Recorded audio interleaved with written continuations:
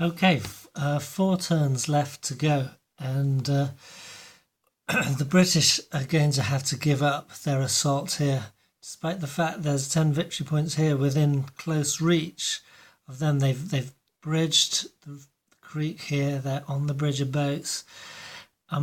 There's just too many cannons, American cannons here, that are routing and disrupting all their plans. You can see here, these guns are dismanned, these guns are dismanned, there's guns on there dismanned, there. You see all these rout counters. If I can get a bit closer. These are all the ones written, they're all crew members from these guns running off. And we still got crew here and crew here all the way out that have routed away. So they cannot get their artillery to support their attack, and they're going to have to pull out of the attack there. So the British are going to sort of pull back and be content with their gains on this side of the battlefield. But here it's looking more interesting for the Americans. Brigadier General Glover here, who had been in reserve the whole time, he's made a decisive move.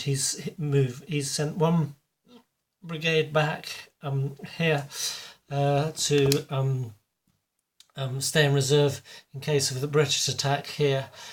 He did that last turn. I think that will probably get recalled. And he's taken his other 3 brigades forward.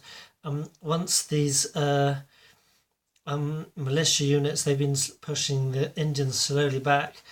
Once that kind of screen moves out of the way, these brigades are going to counterattack here on the Hessian flank. That, I think, is going to drive back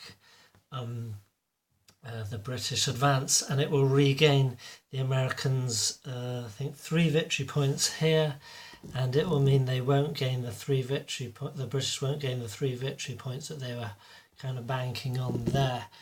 So I'm not sure if that's going to bring a draw or even an American victory. I don't think so, because the Americans have suffered quite a few losses, mostly from routing militia units. But it's going to significantly dent the British triumph.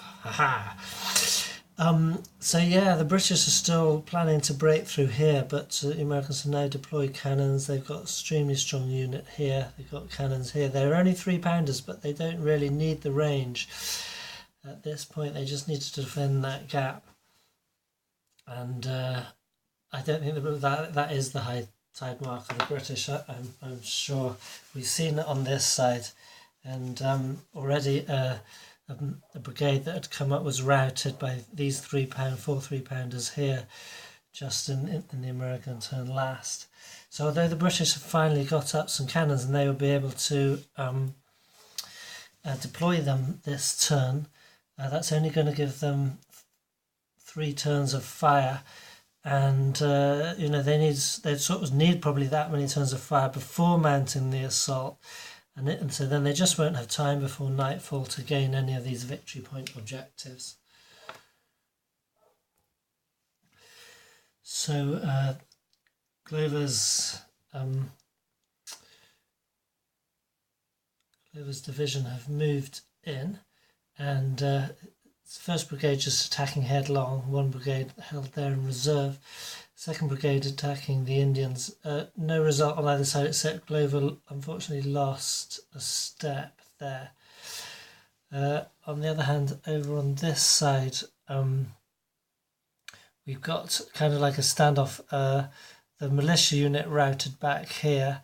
Infantry have been disrupted here, and some more cannons have lost their crew again after having just run back. So it's kind of like it's looking interesting.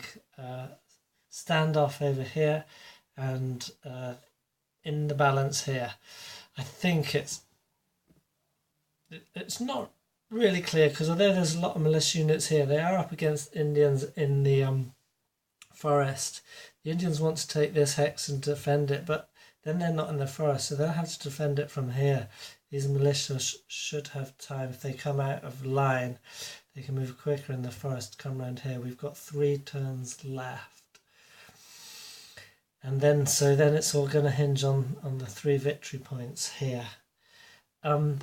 It's quite clear that the British are not going to be able to break through there, although they've got some big guns. They've got 2 24-pounders and 2 12-pounders there. They're trying to dislodge these units here. These are 2 A morale units, top class. These ones are in trenches. And even if they do, say, dislodge these and these, then there's still these in the second line cannons here, etc. So I don't think they're going to manage that within 3 turns.